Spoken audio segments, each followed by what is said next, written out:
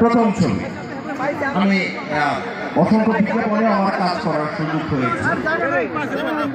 রবির বিজ্ঞাপনে কাজ করেছি, আরএফএল ওয়াইড গ্রুপে কাজ করেছি, এরকম অসংখ্য বিজ্ঞাপনে আমি কাজ করেছি। আর আপনাদের দোয়ায় বর্ডারের ওই পার মানে কলকাতা চলচ্চিত্রে আমার কাজ করা হয়েছে। নায়িকাকে চিনবেন, আমি নায়িকার নামটা বলি, ঋতুপর্ণা সেনগুপ্তর নাম আপনারা শুনেছেন?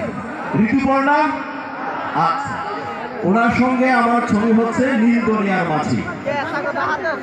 এটা সামান্য একটু কাজ বাকি আছে, এটা যে আমি শেষ করবো। আরেকটা ছবি হচ্ছে লাভ উইথ অল, ঋতুপর্ণা সেনগুপ্তর সঙ্গে। মধু হই হই বিষ খয়লা একটা ছবি ছিল, সেখানে আমার গোফ ছিল এবং আমি এখানে এন্টি হিরোর চরিত্র অভিনয় করেছিলাম, কিছুটা ভিলেন টাইপের। আমি জানি না আপনারা দেখেছেন কিনা। আচ্ছা, আমি হাত মিলাম ভাইয়া, হাত মিলাম। আপনাদের এখানে আসছি, আমার পরিচয় দিলাম এবং আপনাদেরকে অসংখ্য ধন্যবাদ। আমি মন থেকে বিশ্বাস করি ভাই যে আপনারা শিল্প সংস্কৃতিকে পছন্দ করেন, আপনারা ভালোবাসেন, না হলে আপনারা আসতেন না।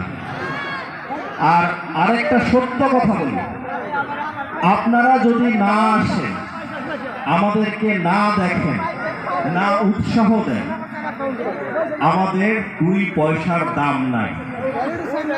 একদম একদম মন থেকে কথাটা বললাম এবং এটাই সত্য। আপনারাই আমাদেরকে তারকা বানান, আমরা আপনাদেরকে একটু বিনোদন দেওয়ার চেষ্টা করি। আমরা আপনাদের মতো রক্ত মাংসের মানুষ, আমাদেরও ভুল হয় না ভাই? ভুল তো হতেই পারে। আর আমরা ঢাকা শহর থেকে এসেছি, আমার সঙ্গে নিপুণ আক্তার আসার কথা ছিল কিন্তু আসতে পারিনি জটিলতার কারণে। নতুন একজন নায়িকা আমার সঙ্গে আমি নিয়ে এসেছি, কারণ নিশ্চয়ই একা একা পারফর্ম করলে তো আপনাদের ভালো লাগবে না। আমারটা নয় আমি গাইবো, নায়িকাটা কে করবে? কি কথা ঠিক কিনা? একা একা পারবো ভাই? পারবো না।